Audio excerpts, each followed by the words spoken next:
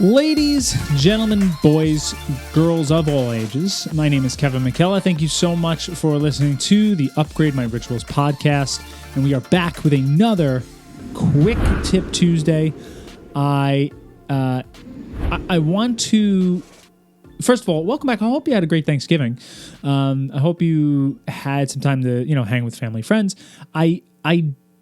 It's funny, these episodes and the content that I like to talk about throughout the next few months, actually forever, it's just really reflective of the things I'm going through, right? Speaking of reflective, and it's funny I use that word, is because one of the things I've been doing in December is I've been really, reflecting. And that's what I usually do, at least, towards the end of the year, even November, December. I really kind of start being a little bit more reflective because I'm thinking about what I'm going to be doing for next year. I'm thinking about what I did this year, and it's arbitrary, but it's just true. Like, what actually happened, and what do I want to see happen? So one of the things, I'm kind of getting off topic, but one of the things I want to talk to you about today's quick tip is going to be really with that reflective nature, being experimental, and specifically experimenting with how you track your rituals and your routines. So I'm going to give you the two ways that I have been flip-flopping back and forth, and I finally figured that I found a way that I like to do this. So what I used to do is I used to use a planner, like a book, whether it was a printed planner. I like to write things down because of the fact that, by the way, if you hear that, that is my dog playing with his toy. And we're just gonna we're gonna ignore these little squeaks. But either way, I used to use a actual planner, and I still do for certain things, more on scheduling purposes and appointments and stuff like that.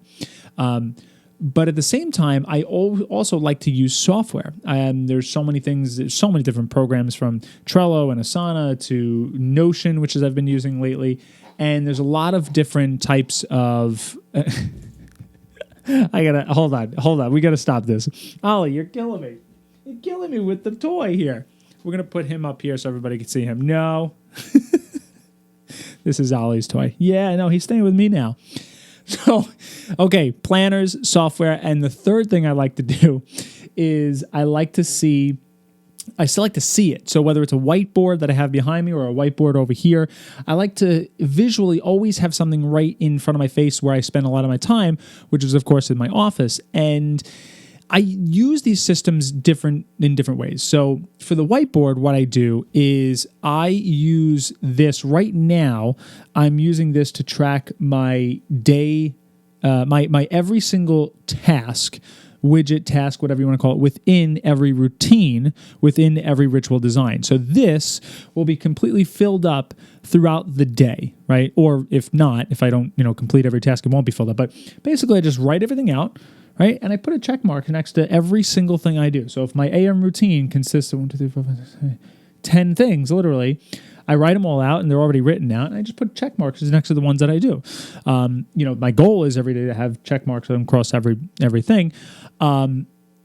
So that's my day-to-day. That's what keeps me on visually. That kind of cues me and triggers me to say, okay, next step, da-da-da.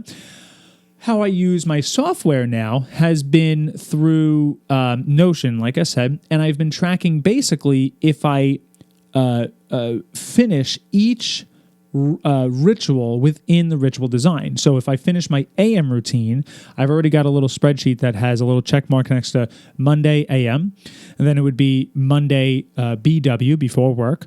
If I complete that routine, gets a check.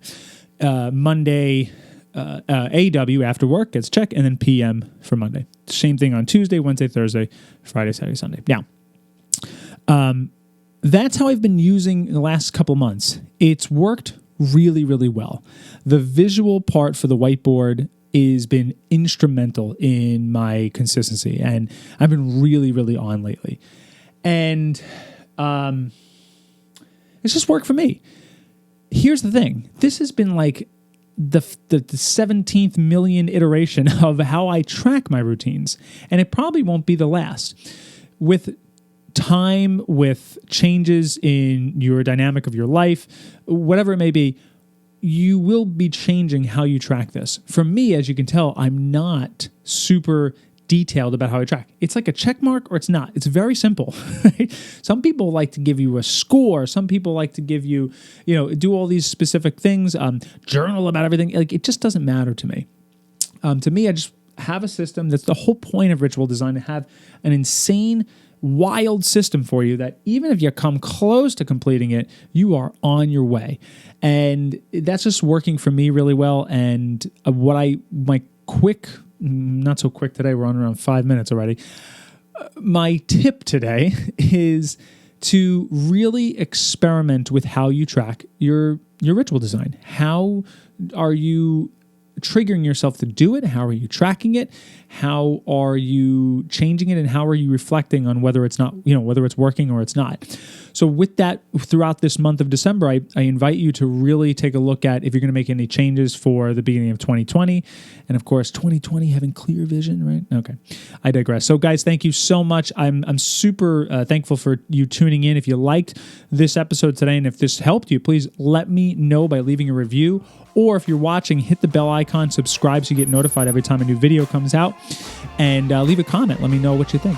Thank you so much for listening. I'll see you on Thursday for the next episode of the Upgrade My Rituals podcast.